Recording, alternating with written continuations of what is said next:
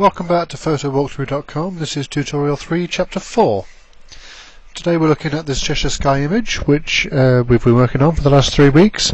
The sky we've got now is a stitched panorama. It's a very large image and it's running in 16-bit mode, so this is taking up a lot of your computer's memory. To begin with, we leveled it, we cropped it, and we spot edited out some branches that were overhanging at the top and at the side, and then we added some contrast and darkening just to sort of bring out these textures and lights and darks in the sky. What we're going to do today is we're going to start just by doing some work on the colours. As I look at this image now, what I see is a lot of blue and a sort of a bit of an insipid pinky orange. So the first thing I'm going to do, I'm going to create a curves layer where I can work on those colours. So this button down here, the add adjustment layer button, I click that and I choose curves. Now I'm not going to do my usual. Normally when this curves button dialog pops up, I just say press OK. In this case I'm going to warm this image by editing. Let me move that so you can see the image behind. I'm going to warm it by going into the red channel and just putting a point in the middle, dragging that up and adding some extra red to this image. Now watch the image as I do that. I'll drag that back down to normal. That's where it was normally. So drag it up. You can see this orange here is starting to look a lot more red. The blue has gone off its sort of greeny blue and is heading more, almost getting a bit of magenta-y red in it. And on the blue channel, I've just chosen the blue channel now in this drop down. I'm going to drag the blue down, which is towards the yellow, which is going to make it a little more orangey. So as I drag that back up, there's a sort of magenta-y, reddy sort of sky, and as I drag that down, just take a little bit of the blue out, put a little bit of yellow in. That's making it more orange. Just a quick look at the green channel. Let's just see how that affects. Oh, I don't like it when I add the green, so let's check it the other way a little bit. That's not really the effect I'm after. That's magenta. Just drag that back to the middle. In fact, what I'll do, that point I've been clicking and dragging around, I'll just drag it off so that it snaps back to a straight line. And I'm going to press OK. And what I'm going to do, I'm just going to remove that layer mask. I don't need the layer mask on this level, on this colour warming layer, and I'm just going to drag the opacity down. Let me drag it back down to 0 so you can see how it looked before. What I'm trying to achieve here, there's some very strong blues here and there's these insipid pinky oranges here. I want to sort of balance the colours out, so there's sort of a balance of blue and orange. So I'm going to click and drag on the word opacity using the scrubby slider. I'm just going to drag it up, and as I drag it up the oranges come up and the blues go down. So right at that end the oranges are looking pretty good, but the blues are looking a bit grey and not really there. So as I drag that back down, I think the balance point is around about the 50% mark. That looks good to me. Of course it doesn't look quite the same on your video because it's heavily compressed, but trust me when I tell you on my screen it looks great. Right, so that's we've warmed up the tones a little bit. We've just got the colours looking just so. I'm just going to boost the colours up a little more. Again, I'm going to add another adjustment layer. This is going to be a hue saturation layer, and I'm just going to drag the saturation up a little bit. If I dragged it way up, you can see that really makes it punch out. That's way too far. In my case, I find, by the way, if you're thinking of doing an edit like this, be brave. Drag the slider up way past where you know is right. So in this case, way up to 48. That's clearly way too much. And then drag it down to the point where it looks about right. You see, I'm dragging that down to there, and I think it looks pretty good at around about 16. If I drag that up, when I first dragged that up, I stopped about 11. I stopped the first time. So be brave. Go further than is reasonable. Now you see, now it looks okay to me at 18 now. So I'll leave that at 18 and I'll move along. And again, I don't need the layer mask. All of these adjustment layers come with layer masks. You quite often don't need them. You may as well get rid of them. So that's just boosted the saturation. I'll just turn that layer off. So look at it there, and then I'll turn it back on. And it's not made a huge difference. It's just boosting those colours a little bit. That will come into its own when we start to do the dodge and burn. Now, the next thing I'm going to do is a hard light burn. And the reason for that if I look at this image, and incidentally you can see the ground is almost completely silhouette now, as I look at this image, the bits that leap out at me are there's a bit of broken cloud in the sky there that is a little bit too bright for my eyes, and a little bit there that I think could do with being taken down just a tiny bit. So what I'm going to do, I'm going to come down to, this is our spot edit layer, remember? So we've got all of our picture data between the background layer and the spot edit layer there. Between those two, that's our picture.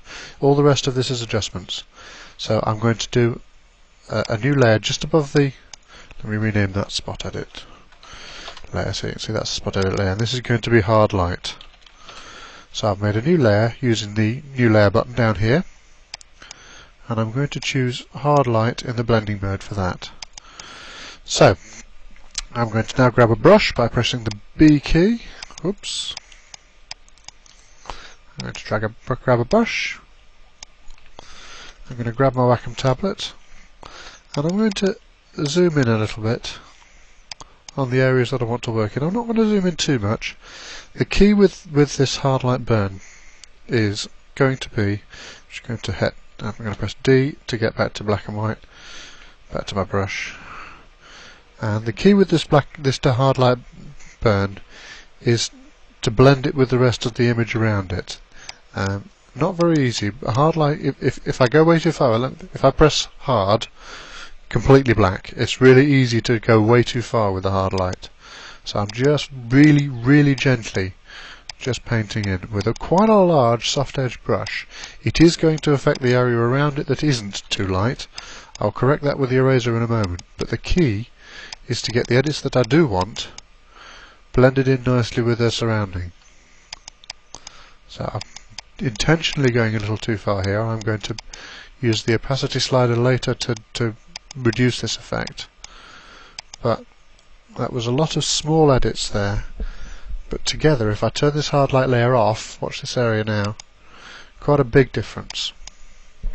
Now, I said I was going to correct some of this, so from the brush tool I'm going to press the E key to go to the eraser tool, which is this one here, and I'm just going to, just around the edge of the area that I was burning down, just going to tidy up around the edge a little bit, because although I am going to burn some of those areas in a minute with a soft light burn, I don't want to burn it quite yet, and I have overcooked that burn in that area a little bit too much. So just with the eraser, just stroking that down just a little bit gently. It is possible to make it look like you've gone completely back to the light, and you'll find if you turn that off it's still quite a big edit. Right, let's drag him back over here. Let's just do the same thing on this bit of darkened sky. Not so bad, that one. I'm just going to, that's as much burning as I want to do. I'm going to grab my eraser again, slightly bigger brush. I want the soft edge on these brushes. All the time I want these edits to be blending in with the surroundings. The minute you start making your edits on this sort of thing too small, you're going to be able to see them if you've not done them very well. So that is, you can see a little bit of darkening there, you can see a little bit of darkening there. If I zoom back out so we can see the whole image, constantly when you're making these edits, you've got to keep checking them back in the context of the whole image.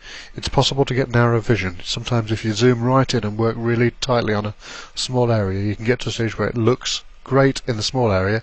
You zoom it back out and you suddenly realise that you've been working too much without looking at the surrounding context of the image, and you can sometimes find that your spot edits that look really natural when zoomed in look really unnatural when you zoom back out again.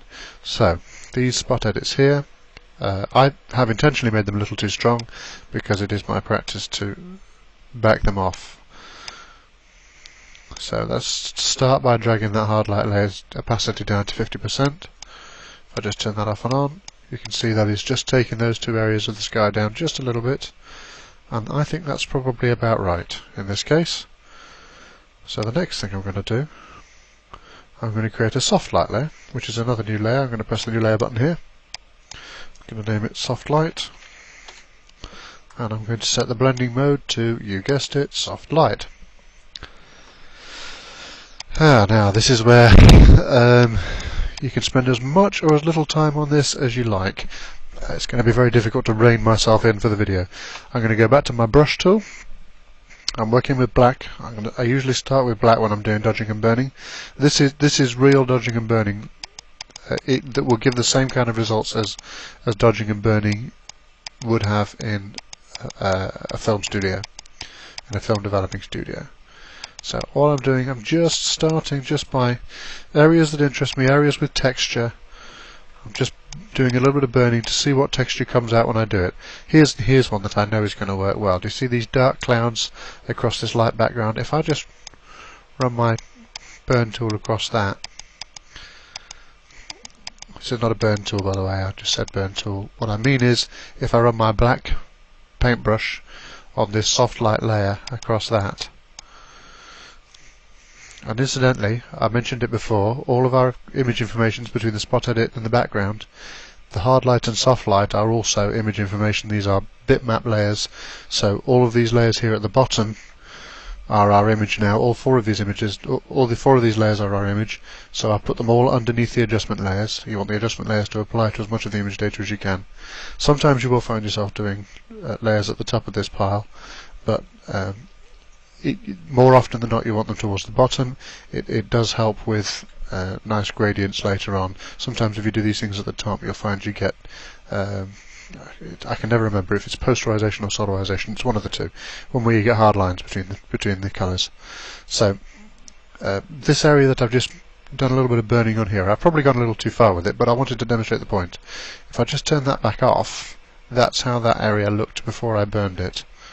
Let me turn that back on, and I have gone too far with it, I see now.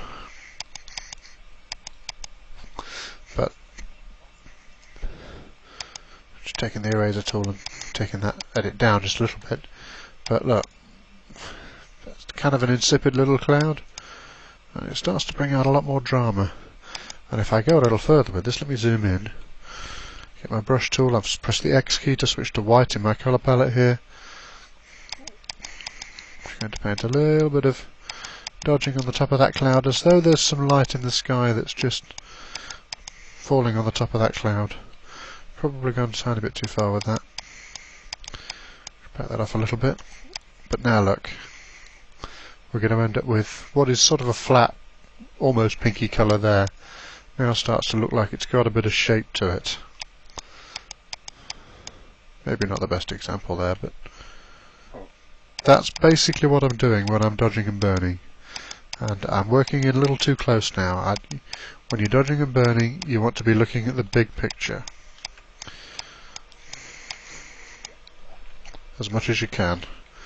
This video is recorded at 800 by 600, and that's really hard to work at on a big image like this at that size. So when you can, get your screen set as large as you can, get as much detail on the screen as you can, and just when you're working on dodging and burning, just explore your way around the image, just painting a bit of burning in here and there, see what texture comes out, see what interests you, see what shapes appear. One of the shapes that appeared to me when I was working on this the first time, there's this big sort of sweep of orange across the sky here, and then if you look really carefully, there's a sort of a lighter sweep going on here that just sort of mirrors it. So, I mean, perhaps it's my imagination, but I see a bit of a line there, and I connect it with that line there, and I connect it with that dot there, and I see a sort of a counterpoint shape to that. So there's a sweep there and a sweep there. So in my dodging and burning of the sky, I elected to just gently connect those things and just maybe bring out that shape in the sky.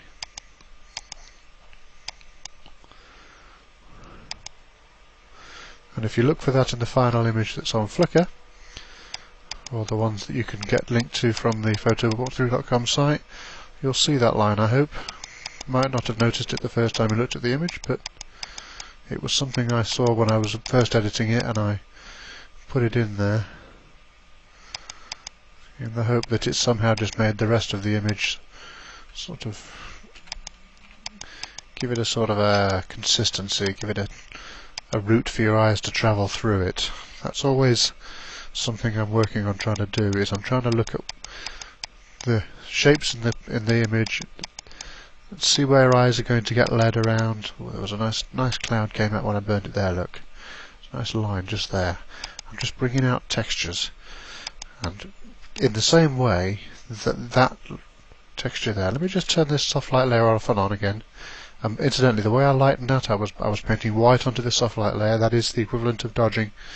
Let me turn this layer off and just see that line vanish. There, that's without the soft light layer on. That's with the soft light layer on. So you can actually put a lot of your own ideas in when you start dodging and burning. I said this on my personal photography website. I view photography very much as an editorial process. I know a lot of people regard it as a more of a photojournalistic process. A lot of people are interested in truth in photography, and that's fine. I like that. That's great. It's not my particular style. I personally am interested in making the images look the way they seemed to me, not the way they necessarily definitely looked. And in this sky, one of the things that interested me was this big sweep of colour here. So I'm going to, when I do my spot editing and my my dodging and burning, I'm going to just try and draw the viewer's attention to the things that interested me in the sky. And that might not be 100% true, but hopefully it does make a more interesting image. I guess it's down to personal style whether or not you find that suits you. It's not always entirely for aesthetic reasons either. Aesthetic art has perfectly good value, but I'm interested in how places seemed to me. It's very hard to put my finger on it, but I can tell you that when I saw this sky for the first time, I looked out of my window. I mentioned this in one of the earlier videos. I looked out of my window, I was sat at my computer doing some work, and I looked at the sky and it made me get out of my chair, which is perhaps a trivial little thing, perhaps almost a comic thing, but it made me want to go out and take the picture. It made me want to go outside and see the sky.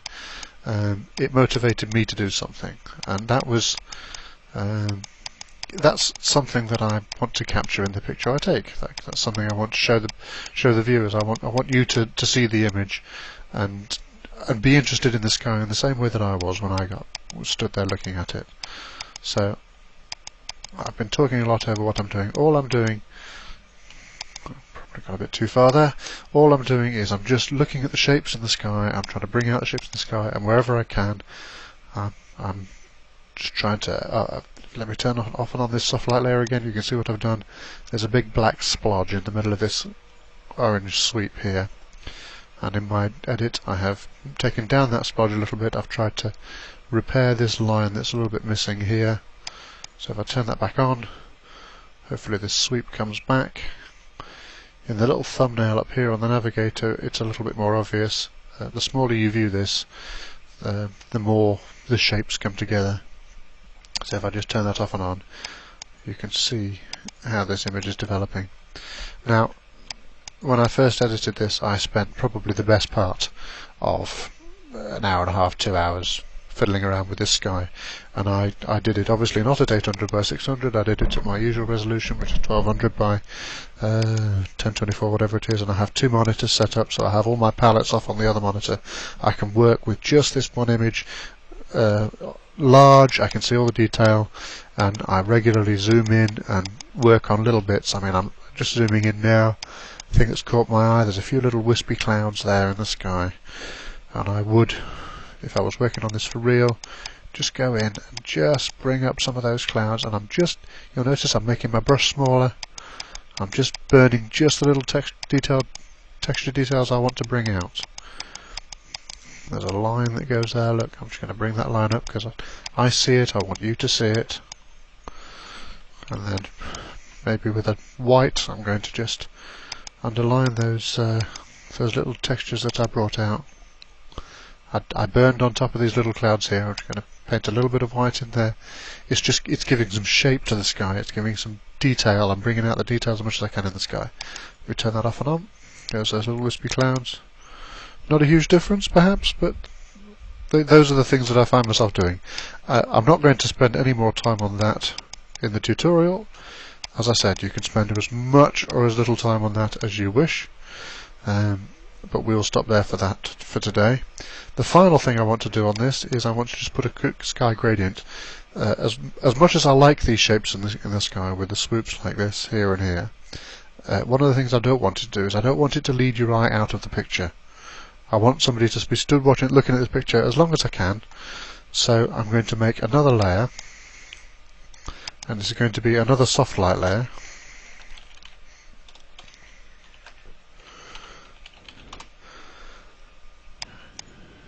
So soft light blending mode, and I'm going to grab the gradient tool, which is this one here, and then with black as my foreground colour, press D, gets you back to black as your foreground colour, and I want the straight line gradient. There's all these other different kinds of gradients here, but I want the straight line gradient. And then if I click that gradient editor, I want this second one along, which goes from my foreground colour to transparent. That's why this checkerboard is here. It's showing you that it's going from black to transparent. So I want to choose that one. I'm going to press OK. And then, quite simply, I'm going to click at the top of the sky. I'm going to hold down the Shift key, because this line can be all wiggly, but if I hold down the Shift key, it snaps to diagonals and verticals. And I'm just going to drag a line down like that and let go. And then I'm going to drag the opacity back off. And I don't like the way that's worked out, so in my history, I'm going to just go back and undo that gradient. I've gone back 2 steps, just clicked on the layer on the history step I wanted to go back to. And I'm going to try that gradient again. I want a more pronounced gradient, more at the top of the sky. So I'm going to go slightly less far down the image this time. That's more the effect I wanted. And I'll just back that off. These things are always really visible the first time you do them. But you get up, go and put the kettle on, make a cup of tea, come back, you come and look at it again, and you'll find it's not nearly as visible as you thought it was when you first put it on. Be brave with your edits like that. Go further than you think is right, then pull it back if it still looks wrong. That is the final point on this image. That's how I got to the image you saw on the website. The next image I'm going to cover I haven't decided on yet. It is my plan to alternate between an image that interested me and an image that interested you. I've got a couple of questions going on the Flickr group asking for your opinion on how I do certain things. This show is still very much taking its shape, and I value your feedback on where to take it. So I'm going to leave it there for today. I will see you in next week's tutorial. Thank you very much for watching.